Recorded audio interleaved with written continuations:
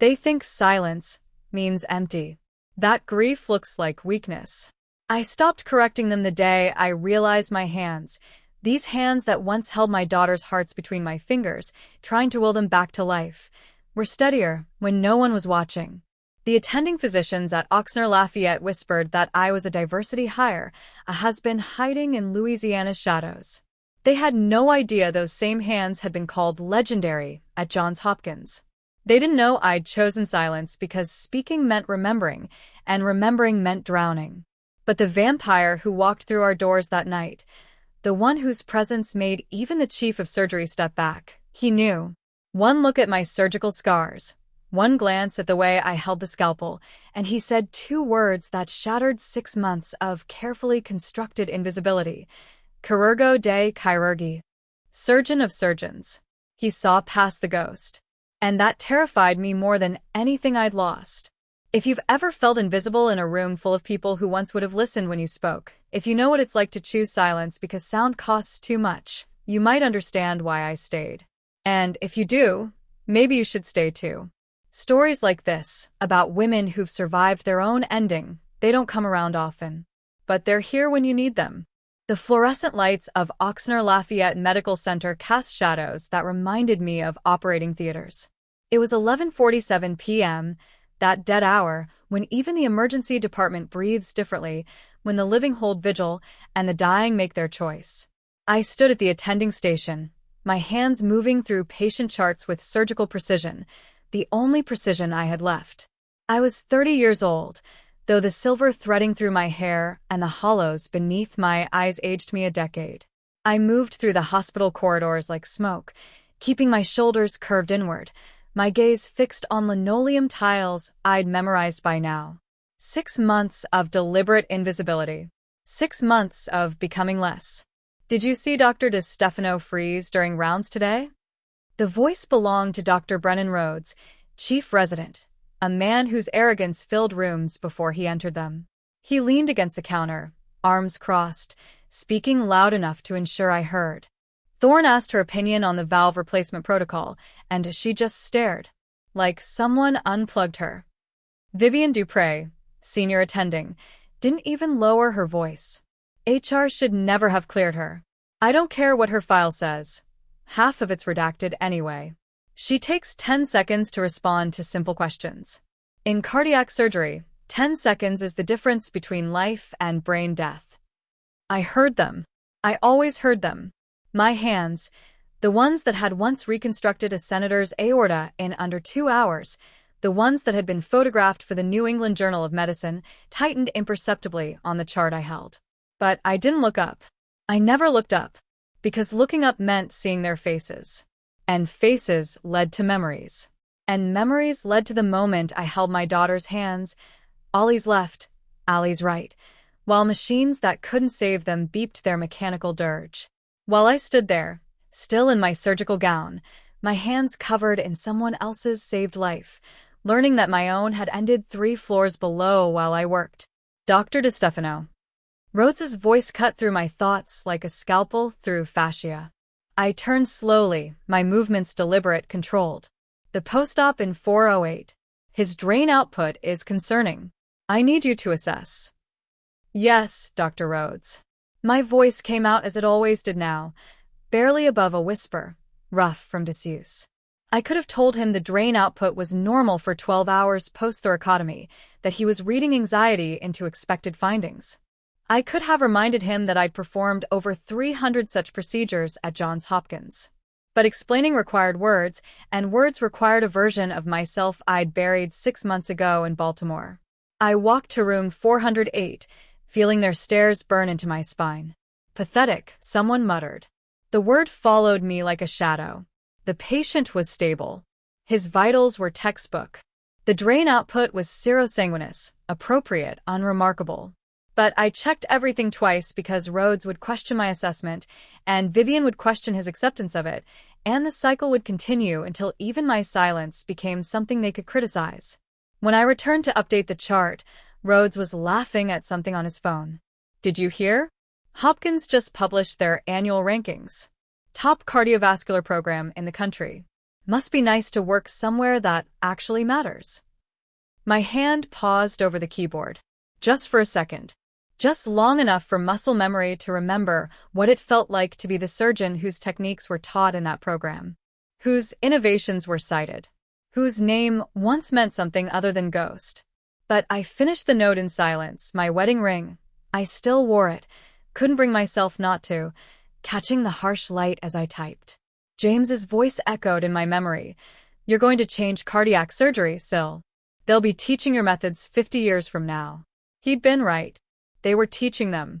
At Hopkins, where I used to be. Before the helicopter fell from the sky and took everything that mattered and left me standing in an operating room, my hands perfect and steady and completely, devastatingly useless. Dr. DeStefano. Vivian's voice was sharp, impatient. The skills lab needs to be restocked before morning. Since you're not on active cases, you can handle it. It wasn't a request. It was a dismissal wrapped in a task meant for interns.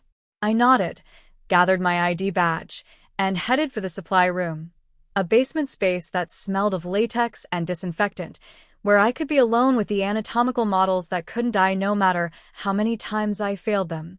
I didn't tell them that the quiet didn't bother me, that I preferred the worst shifts, the grunt work, the invisibility. Because invisibility meant I couldn't lose anyone. Couldn't watch another heart stop under my hands while I calculated and recalculated and knew, with surgical certainty, that I was out of time. The skills lab was empty, cold, exactly what I needed. I was restocking suture kits when my hands began to shake, a tremor I couldn't control, couldn't hide. It happened sometimes, when the silence grew too thick, when I couldn't outrun the memory of my daughter's last heartbeats under my palms. I pressed my hands flat against the steel table, breathing through the panic, counting backwards from 100 in Italian, like my grandmother taught me. Cento, novantanove, novantado. I made it to 73 before my pager erupted with a sound that would change everything. Code black. Emergency, helipad. Priority 1. All available attending surgeons report immediately. Code black. The designation reserved for disasters, for mass casualties, for the impossible cases other hospitals had already refused. My hands stopped shaking. For the first time in 6 months, something other than grief moved through my veins. I ran. I reached the emergency helipad 30 seconds before the others, my lungs burning not from exertion but from something I'd forgotten, the sharp, clean pain of purpose. The November wind off the bayou cut through my scrubs, and I welcomed it. Cold meant I was still here, still capable of sensation. The helicopter materialized through fog like something from another world, not the standard medical transport, but a private aircraft, sleek and black, the kind that belonged to people who didn't wait for anyone.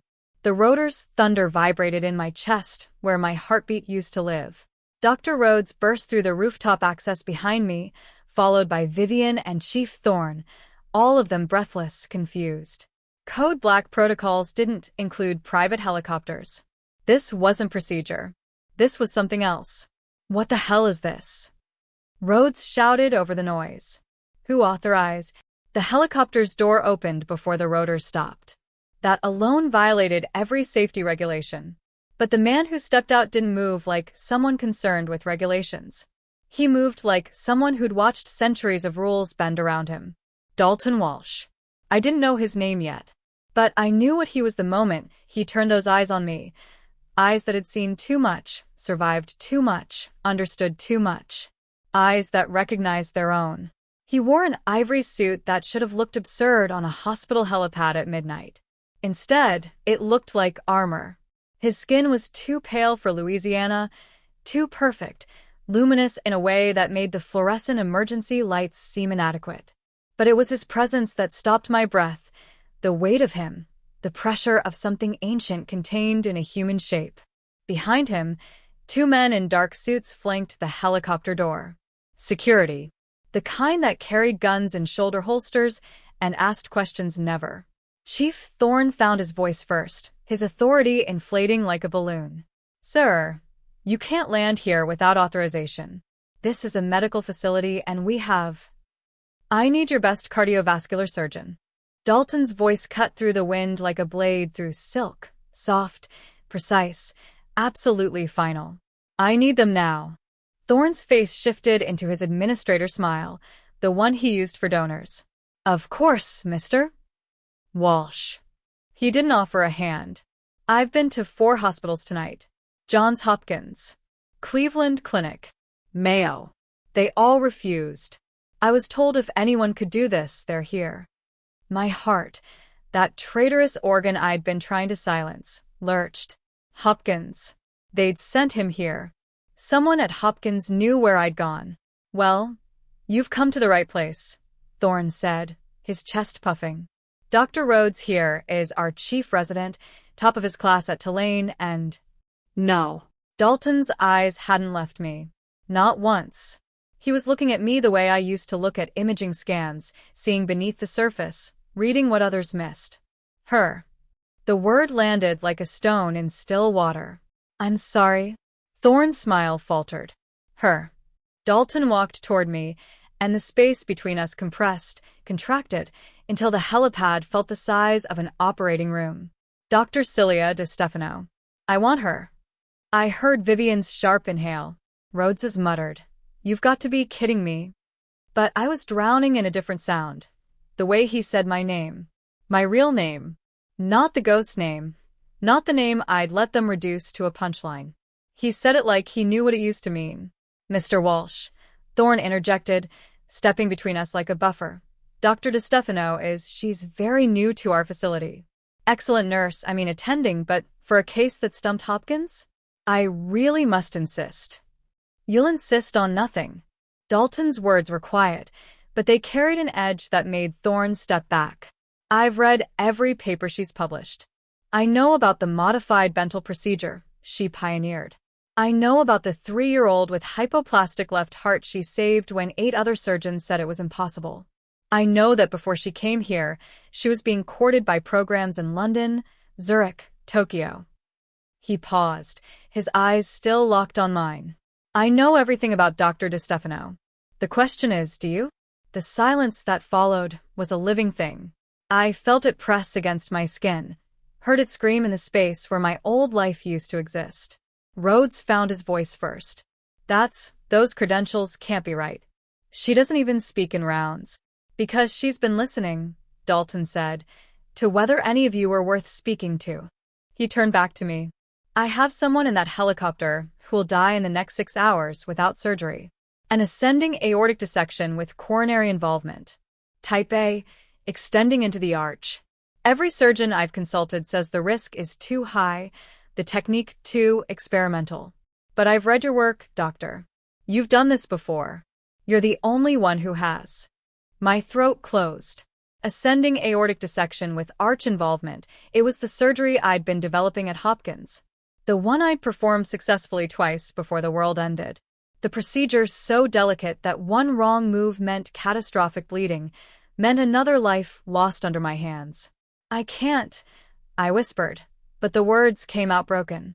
I don't. Dr. DeStefano isn't cleared for complex cases, Vivian interrupted, her voice sharp with something that might have been protectiveness or might have been territorialism. She hasn't even led a standard cab since she arrived. Dalton's expression didn't change, but something in the air around him darkened.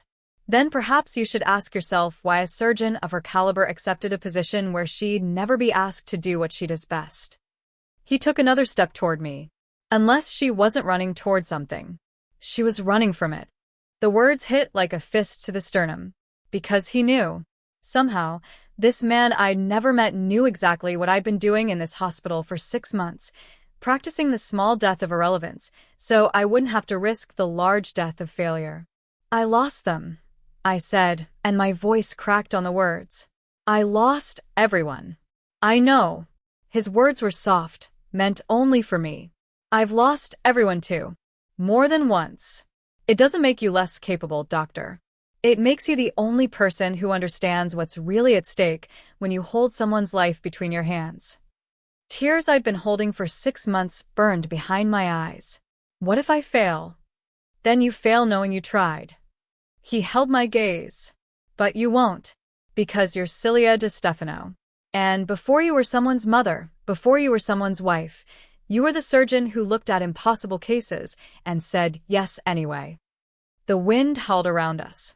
Behind Dalton, through the helicopter's open door, I could see someone lying on a stretcher, still, pale, dying. My hands had stopped shaking.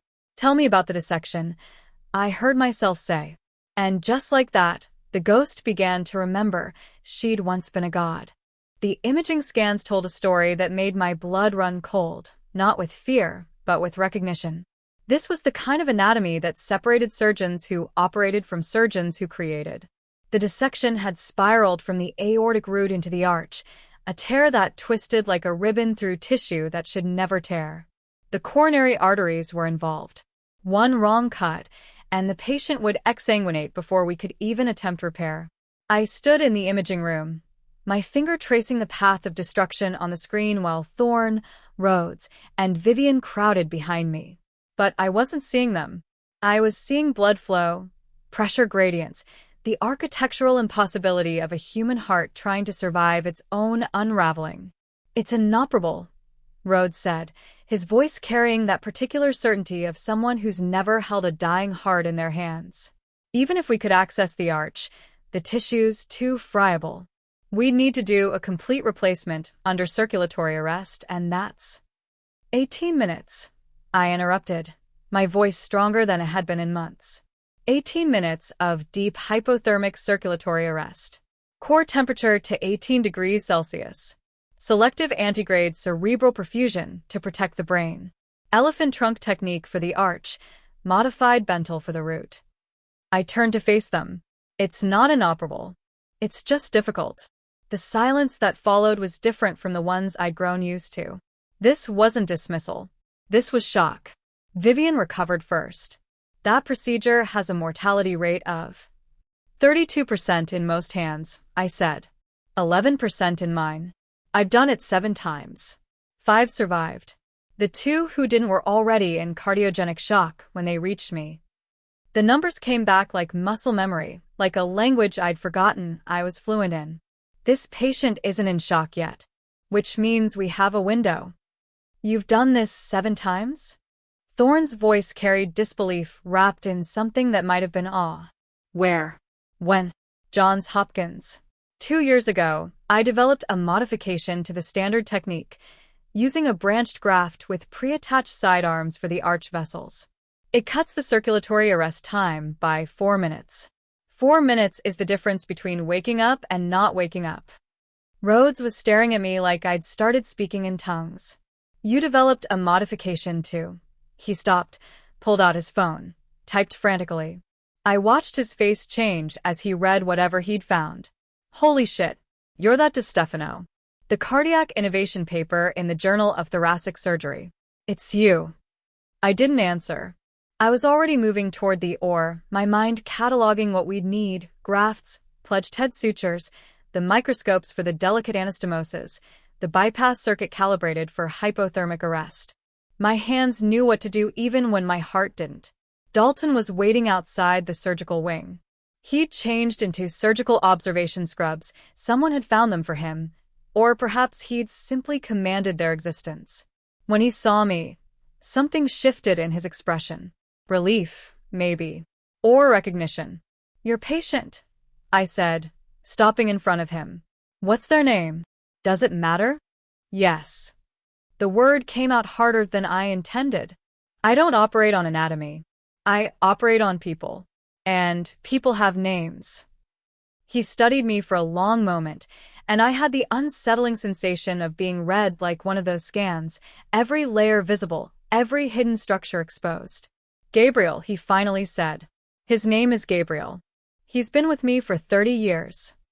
30 years. The number landed strangely, but I filed it away. "What happened?" "A car accident. 3 days ago. We didn't realize the extent of the damage until this morning, when he collapsed." Dalton's jaw tightened, the first crack I'd seen in his perfect composure. "I've kept him alive through wars, famines, plagues. I won't lose him to something as mundane as a dissection." There was something in the way he said it, wars, famines, plagues, that suggested a longer timeline than 30 years. But I didn't have space in my mind for impossible questions. Only for the possible surgery. Mr. Walsh, I started, then stopped.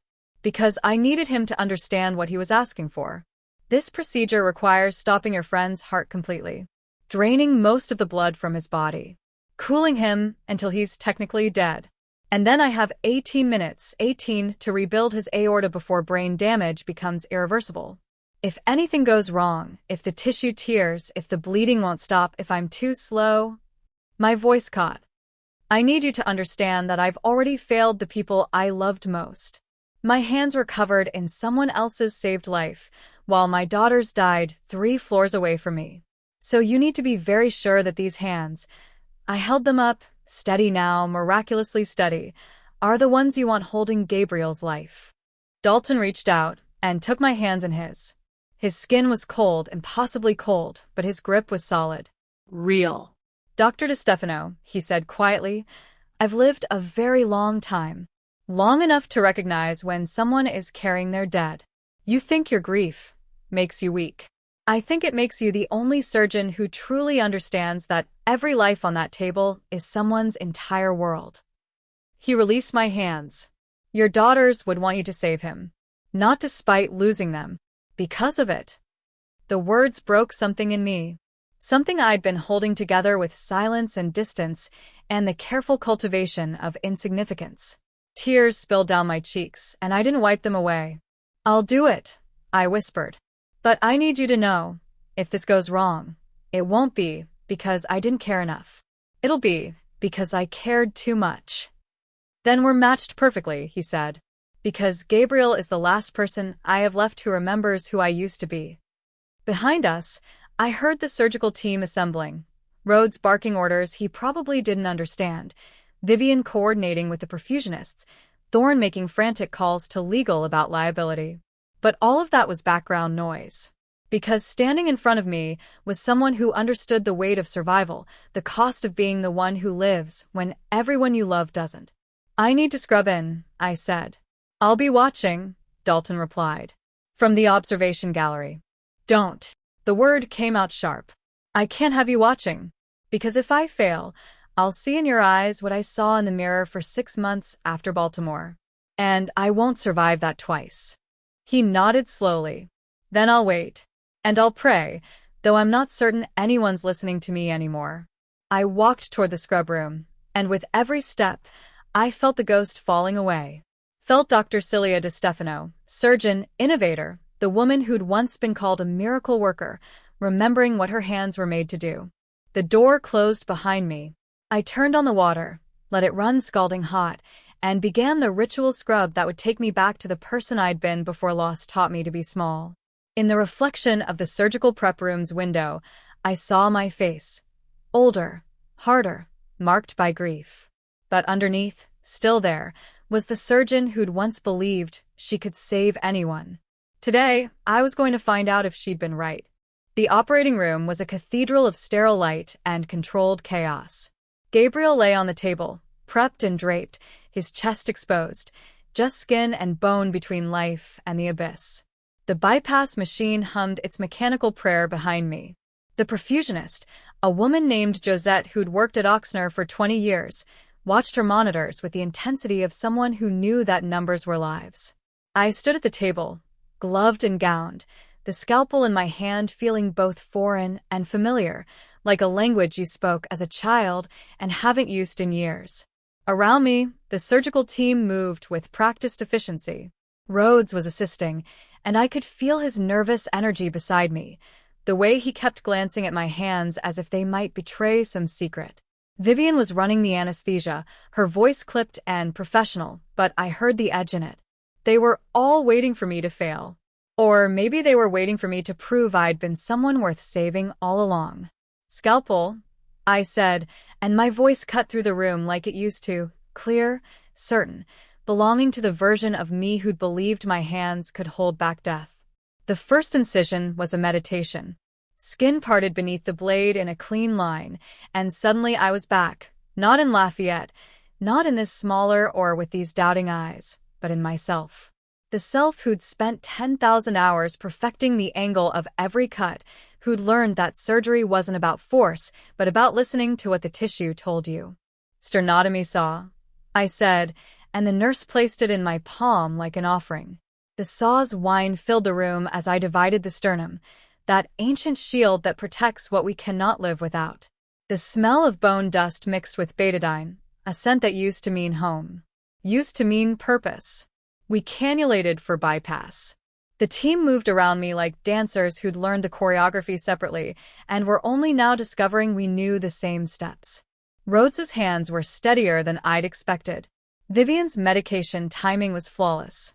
And my hands, God, my hands remembered everything. "On bypass," Josette announced, and Gabriel's heart stopped beating. We were keeping him alive, through machines now, through human engineering and desperate hope. I exposed the aorta, and the devastation made everyone in the room inhale sharply. The dissection was worse than the imaging suggested, a spiral tear that had shredded the vessel wall like paper, leaving tissue so fragile it could disintegrate at a touch. This was the surgery that had made other surgeons walk away. This was the anatomy that whispered impossible. But I'd learned a long time ago that impossible was just a word people used before someone proved them wrong. "We're going to 18 degrees, I said to Josette. "Initiate cooling." The next 20 minutes were a controlled descent into something that looked like death, but was actually its opposite. The body preserved in the space between living and gone, held in suspension while we rebuilt what nature had destroyed. Gabriel's temperature dropped degree by careful degree. His brain activity slowed on the monitors. We were walking him to the edge of the void and trusting we could bring him back. 18 degrees, Josette announced. "Core temperature achieved." "Stop the pump," I said. "Circulatory arrest." The bypass machine fell silent. Gabriel's body held no flowing blood, no beating heart, no electrical activity in his brain. By every medical definition, he was dead. And I had 18 minutes to make him alive again.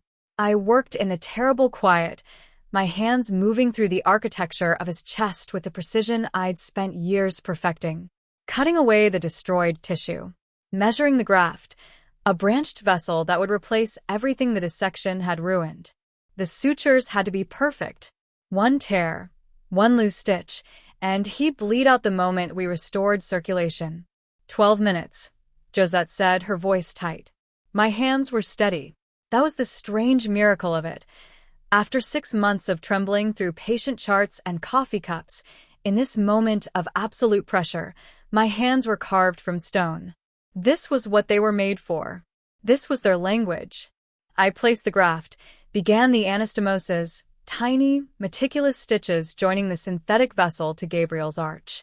Each stitch had to be placed with microscopic precision.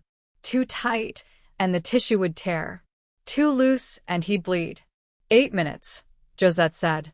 I was halfway through the second anastomosis when it happened. My hands froze. Not from tremor, but from memory. Because suddenly, I wasn't in Lafayette. I was in Cleveland Clinic, standing over Ollie and Allie, watching their monitors flatline while my hands, these same hands, couldn't fix what the helicopter crash had broken. I'd tried. God, I'd tried. But some things are too shattered to rebuild, and all the surgical precision in the world couldn't bring back what had already flown away. Dr. DeStefano? Rhodes's voice, uncertain. You okay? I couldn't answer. Couldn't move. Because Gabriel's chest was open in front of me, his life suspended in this impossible moment, and I was suddenly drowning in the certainty that I didn't have the right to try. That my hands had already proven their limits. That attempting to save him was arrogance masquerading as mercy. Cilia. Dalton's voice cut through my paralysis. I looked up, found him standing in the doorway. He'd promised to wait outside, but here he was, breaking rules the way people who've lived centuries learn to do. Listen to me. I can't, I whispered. I already failed them. I can't. I have lived 400 years, Dalton said, and the number should have been impossible, but in that moment felt like simple truth. I have survived wars where entire cities burned. I've watched plagues take everyone I loved, over and over, until love felt like a cruelty I couldn't afford. I've held humans I cared about while they aged and died, in what felt like heartbeats to me. And I learned something, doctor. He stepped closer. We don't get to choose what we survive. But we do get to choose what we do with the fact that we're still here. Tears blurred my vision. What if I lose him? Then you lose him knowing you honored what your hands were made to do. Your daughters, Ollie and Allie, they would want you to try. Not because trying erases losing them, but because they knew their mother was a woman who looked at broken things and believed in repair. His voice softened. You didn't save them, but Gabriel isn't them. And maybe that's the gift, Celia. Every patient is a chance to rewrite the ending. Not theirs. This one's. 5 minutes, Josette said, her voice breaking on the words. I looked at Gabriel's chest, at the half-finished anastomosis, at the seconds ticking toward brain death. And I understood that Dalton was right. This wasn't about redemption. It wasn't about proving anything. It was about the simple, terrible, beautiful truth that my hands still worked and someone still needed them. I returned to the sutures. My vision cleared. My hands moved with a speed that looked like faith, but was actually just 10,000 hours of practice, meeting one moment of absolute necessity. 3 minutes left. I finished the second anastomosis. Started the third. 2 minutes. The final stitches went in like prayers. 1 minute. I checked every connection, every suture line, every potential point of failure. Time, I said. Rewarm him. Let's bring him back. Josette restarted the bypass pump.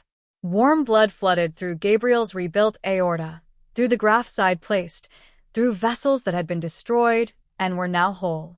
We watched the monitors, barely breathing, waiting to see if the repair would hold or if everything would unravel in a flood of unstoppable bleeding. The pressure readings stabilized. No leaks. No bleeding. Cardiac activity resuming, Vivian said, and I heard the wonder in her voice. Gabriel's heart, that muscle that had been still for 23 minutes, began to beat again. Slowly at first, then stronger. The monitors bloomed with rhythms that meant life. I stepped back from the table, my gown soaked with sweat, my hands shaking now that the impossible was over. Rhodes was staring at me like he'd witnessed a resurrection. Which, in a way, he had. Close for me, I whispered, because suddenly I couldn't stand anymore. Couldn't hold the weight of what I'd just done. I walked out of the OR, stripped off my gloves, and collapsed against the hallway wall. And for the first time since Baltimore, I cried, not from grief, but from the terrible, overwhelming relief of knowing my hands still remembered how to hold life instead of watching it slip away. I don't know how long I sat in that hallway, my back against the cold tile wall, tears streaming down my face in a way I hadn't allowed since the funeral. Since I'd stood between 2 small caskets and a larger one, and realized that silence was the only thing that wouldn't shatter me completely. Dalton found me there. He lowered himself to the floor beside me with a grace that suggested sitting on hallway floors was something he'd done across centuries, in corridors that no longer existed, for reasons I couldn't imagine. Gabriel is stable, he said quietly.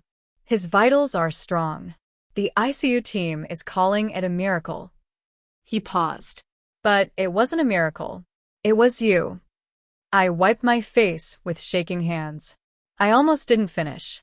I almost let him die because I was too afraid to. But you didn't. His voice was gentle in a way that felt earned, not given. That's what matters. Not the fear. The doing despite it. I turned to look at him. Really look at him, and in the harsh fluorescent light, I saw what I'd been too focused to notice before. The way his skin seemed to reflect rather than absorb light.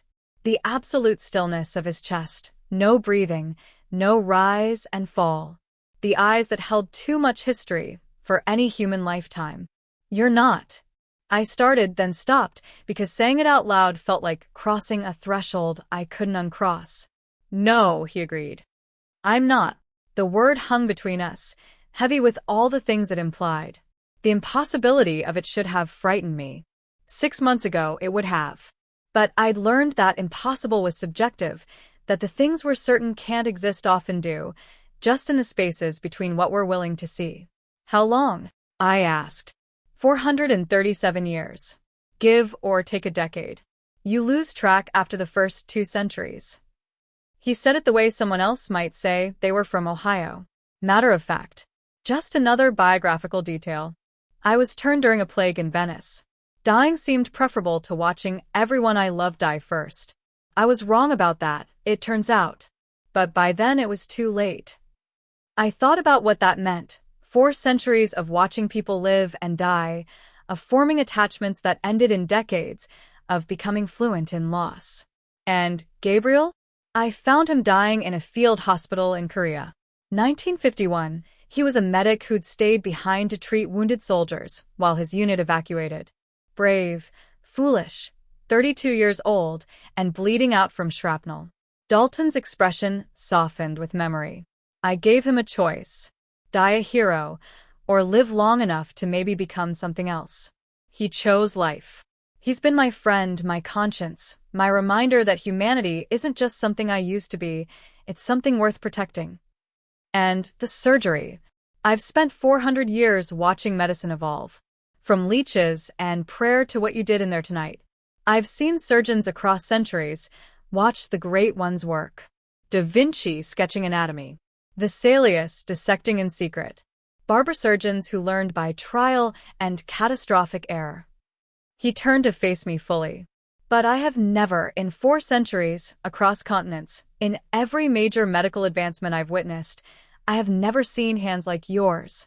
That's why I called you Chirurgo Dei Chirurghi, surgeon of surgeons. Because in 400 years, you're the finest I've witnessed. The words should have felt like flattery. Instead, they felt like absolution. I didn't feel fine in there, I whispered. I felt terrified. The best ones always are. He smiled, and it carried the sadness of someone who'd learned that truth over and over. Fear means you understand what's at stake. The surgeons who don't feel fear are the ones who've forgotten that every body on that table is someone's entire world. Footsteps echoed down the corridor. Rhodes and Vivian appeared, still in their surgical caps, their faces carrying expressions I'd never seen directed at me, uncertainty mixed with something that looked like shame.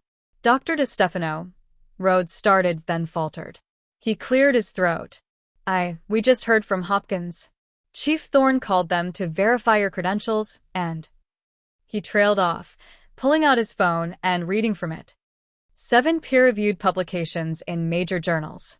2 surgical techniques you pioneered that are now standard of care in cardiac surgery programs worldwide. A research fellowship at the National Institutes of Health. Awards from the American College of Surgeons and... He looked up, his face pale. You were nominated for the Lasker Award, the medical equivalent of the Nobel Prize. Vivian's hands were clenched at her sides. We assigned you to restock supply closets, she said, and her voice broke on the words. We made you clean up after first-year residents. I told the nursing staff you were probably a diversity hire who couldn't hack it at a real program. The old me, the ghost me, would have accepted their apologies with the same silence I'd accepted their cruelty. But something had shifted in that operating room. Something had remembered what it felt like to be seen for what I could do, not what I'd lost. You saw a quiet woman who didn't perform her grief the way you expected, I said, standing slowly. Dalton rose beside me, a silent presence. You saw someone who didn't fight for status or recognition, who took the worst shifts without complaint, and you decided that meant incompetent. You never asked why. You never asked what I was running from, or what I might have survived before I found my way here. I looked at both of them. I chose silence because words cost too much. But you chose cruelty because you never considered that silence might mean something other than emptiness. Chief Thorne appeared at the end of the hallway, his face flushed, his expensive suit rumpled. Dr. DeStefano, I've just gotten off the phone with Hopkins. They want you back. They're prepared to offer you your old position, full faculty status, your own research lab, whatever it takes to... No, I said, and the word echoed in the corridor. Thorne blinked. I'm sorry? I said no. I felt Dalton's presence beside me, steady as stone, ancient as the earth. I didn't come to Lafayette to rebuild my career. I came here to disappear. And you all were kind enough to let me. But I'm not going back to Hopkins. And I'm not staying here to be the surgeon you suddenly respect now that you've verified I'm worth respecting. Then what will you do? Vivian asked, and there was genuine confusion in her voice. I thought about Gabriel, alive in the ICU, because my hands remembered what they were made for. I thought about Ollie and Allie, who would never grow up to see what their mother's hands could do. I thought about James, who'd believed I'd change cardiac surgery, who'd been right. I'm going to teach, I said. I'm going to find the surgeons who've been told they're not good enough, the ones who've survived things that should have destroyed them, the ones who carry their dead into every operating room. And I'm going to teach them that grief doesn't make you weaker. It makes you the only person who truly understands what's at stake. I looked at Dalton. Someone once told me that we don't get to choose what we survive. But we do get to choose what we do with the fact that we're still here. Dalton's smile was small, private, meant only for me. Someone very wise. Someone very old, I corrected, and felt myself smile for the first time in 6 months. Rhodes stepped forward. Dr. DeStefano, I'm sorry. For everything I said. Everything I assumed. I know you are, I said. But apologies don't undo 6 months of cruelty. They just make you feel better about having been cruel. I turned toward the ICU, toward Gabriel and the impossible life we'd rebuilt. Learn from this, Dr. Rhodes. The next quiet person you meet might just be someone who's seen too much to speak loudly about it. And they deserve your respect before they have to prove they've earned it. I walked away from them, and with every step, I felt lighter. Not because I'd forgiven them. Forgiveness wasn't something I had to give. But because I'd finally forgiven myself for surviving when my daughters didn't. Behind me, I heard Dalton's footsteps, steady and sure. 2 beings who'd learned to carry the weight of living through everyone else's endings, walking side by side through the fluorescent-lit corridor of a Louisiana hospital where, for one impossible night, the dead came back to life and a ghost remembered she was human. Gabriel woke 3 days later. I was sitting beside his ICU bed when his eyes opened, not the confused flutter of someone surfacing from anesthesia, but the clear, aware gaze of someone who'd been somewhere far away and had chosen to come back. You're the surgeon, he said, his voice rough from the breathing tube we'd removed that morning. Dalton told me about you. Said you were the only one who could do it. He was wrong, I said softly. There are other surgeons who could have done it. I was just the one who needed to. Gabriel smiled, and I saw in his face what 400 years of friendship with a vampire looked like, the bone-deep understanding that survival is both gift and burden. He told me about your daughters. I'm sorry. The words should have hurt. But somehow, coming from someone who'd been held at the edge of death and pulled back, they felt like recognition instead of sympathy. Thank you. Will you teach, he asked. What you did to save me. Other surgeons should know it. I'm considering it, I admitted. Though the truth was I'd been doing more than considering. I'd been lying awake at night, my hands tracing surgical patterns on the sheets, imagining standing in front of residents who'd learned the mechanics, but not the meaning. Who'd memorized anatomy, but not what it meant to hold someone's heart and know that letting go wasn't an option. Dalton appeared in the doorway, carrying coffee that I suspected was more for the ritual than any belief I needed it. He handed me the cup, then looked at Gabriel with an expression that held centuries of relief. You look terrible. You should see the other guy, Gabriel rasped, and they both smiled in the way of people who'd survived enough near endings to joke about them. Dalton turned to me. Can I speak with you? Outside. We left Gabriel to his recovery and walked to the small courtyard outside the ICU, a pocket of Louisiana humidity and live oaks where families came to fall apart in private. The November air was thick, heavy with the smell of rain that hadn't fallen yet. Hopkins has made a formal offer, Dalton said without preamble. Full restoration of your position. Research funding. Your choice of cases. They've also asked me to convey that they're aware of what happened, why you left, and they want you to know that no one expects you to be the person you were before. I looked at the moss hanging from the trees, those ancient survivors clinging to something older than themselves. That's kind of them. But going back to Hopkins would mean stepping into a ghost's shoes. Everyone would be watching to see if I'm still her, the surgeon who pioneered techniques, who published groundbreaking research, who never met a case she couldn't solve. And I'm not her anymore. I met his eyes. I don't know if I can be her again. Then don't be her, Dalton said simply. Be whoever you're becoming instead. And who's that? Someone who understands that the most important thing you can teach isn't technique. It's how to operate when your hands remember what they've lost. He paused. I've been thinking about what you said. About teaching surgeons who've survived what should have destroyed them. What if you actually did that? Something in my chest tightened. What do you mean? I mean, I've spent 4 centuries watching brilliant people destroy themselves because trauma made them think they were broken. His voice carried the weight of too many losses. Surgeons who developed tremors after losing patients. Physicians who left medicine entirely because one failure convinced them they'd only cause more harm. Healers who had the skills but lost the courage to use them. He stepped closer. What if there was a program, not attached to Hopkins or any institution with their politics and hierarchies, where surgeons who've been through hell could learn from someone who's been there too? Someone who could teach them that surviving trauma doesn't disqualify you from practicing medicine. It qualifies you in ways no residency program ever could. I stared at him. You're talking about creating something completely new. I'm talking about letting you create it. I have the resources, money, buildings, connections to medical institutions worldwide. You have the expertise and the credibility. More importantly, you have the understanding that only comes from having been shattered and choosing to keep working anyway. He held my gaze. I'm not offering you a job, Celia. I'm offering you a legacy. Something your daughters could be proud of. The words hit like a fist to the sternum, and suddenly I was crying again, but different from before. Not grief this time, but recognition. Because Ollie and Allie would have loved this.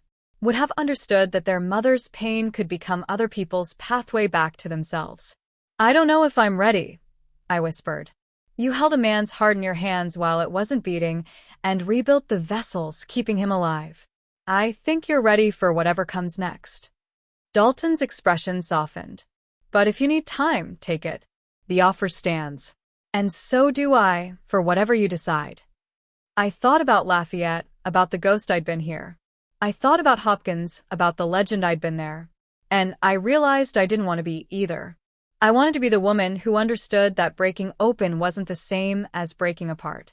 I'll do it, I said. But not in Baltimore. Somewhere new. Somewhere without ghosts. Where? I thought about the helicopter that had brought Dalton into my life, about the ways the universe conspires to put the right people in front of each other at exactly the moment they're both ready to be found. I don't know yet, but somewhere that feels like starting over instead of going back. 3 months later, I stood in a lecture hall in Seattle, far enough from Baltimore to feel like a different life, but close enough to remember. 15 surgical residents sat in front of me, handpicked not for their credentials, but for their histories. A trauma surgeon who'd frozen during a mass casualty event. A pediatric cardiologist who'd lost a patient and couldn't pick up a scalpel since. A former combat medic trying to transition to civilian surgery, but haunted by Baghdad. They were all brilliant. They were all broken. They were all exactly where I'd been. My name is Dr. Celia DiStefano. I began, my voice steady, but not hard. 6 months ago, I was working night shifts in a Louisiana hospital where the staff thought I was incompetent. They weren't wrong to think I wasn't the surgeon I used to be. I wasn't. I'd lost my husband and twin daughters in a helicopter crash, and I'd chosen to survive by making myself small enough that failure couldn't find me. I paused, looking at each face. But failure finds everyone eventually. The question isn't whether you'll fail again. It's whether you'll let that failure be the last thing your hands do. I saw recognition in their eyes, the specific recognition of people who understood that being broken didn't mean being finished. I can't teach you how not to feel afraid, I continued. Fear is the price of understanding what's at stake. But I can teach you how to operate when you're terrified. How to trust your hands when your heart is screaming that you've already proven you're not enough. How to walk into an or knowing you might fail, and doing it anyway because the alternative, giving up, means all those years of training, all that skill, all that knowledge dies with your fear. One of the residents raised her hand. Dr. DiStefano, how do you know when you're ready? How do you know you won't freeze again? I thought about that moment in the OR, my hands paralyzed over Gabriel's chest. Dalton's voice pulling me back from the edge. You don't know. That's the terrible truth. You walk into every surgery wondering if this is the one where your trauma catches up with you. But you do it anyway. Not because you're healed. Healing isn't always possible. But because someone needs your hands, and your hands still work, and that has to be enough. The room was silent for a long moment. Then the combat medic spoke, her voice rough. Thank you for saying that. For not pretending you've got it all figured out. I don't have anything figured out, I admitted. I'm teaching you everything I learned the hard way. And maybe that's the point. Maybe the best teachers aren't the ones who never fell. Maybe they're the ones who fell and remembered how to stand back up. After class, I walked to my office, small, simple, mine. On the desk sat a photograph I'd finally been able to turn face up. James with Ollie and Allie, all three of them laughing at something I'd said behind the camera. Looking at it still hurt. But it was the kind of hurt that meant I was still alive enough to feel it. My phone buzzed. A text from Dalton. How was the first day? I typed back, terrifying. Perfect. Thank you. His response came immediately. You're going to change lives. Chirurgo Dei Chirurghi. I set the phone down and looked out the window at Seattle's gray sky. Somewhere in this city, there were surgeons who thought they were finished, who believed trauma had disqualified them from the work they loved, who'd convinced themselves that being broken meant being useless. I was going to find them, and I was going to teach them what I'd learned, that your hands don't forget how to heal just because your heart remembers how to hurt. There are others, you know. Women who found themselves again not through forgetting what broke them, but through someone finally seeing them whole. Women who learned that being seen, truly seen by the right person changes everything, even when that person isn't quite human. These stories exist in the spaces between heartbreak and transformation. But they slip away if you're not paying attention. If this one found you, if something in Celia's silence spoke to something in yours, then maybe you should make sure you don't lose the others. Because there are more women like her, like us. And their stories are waiting.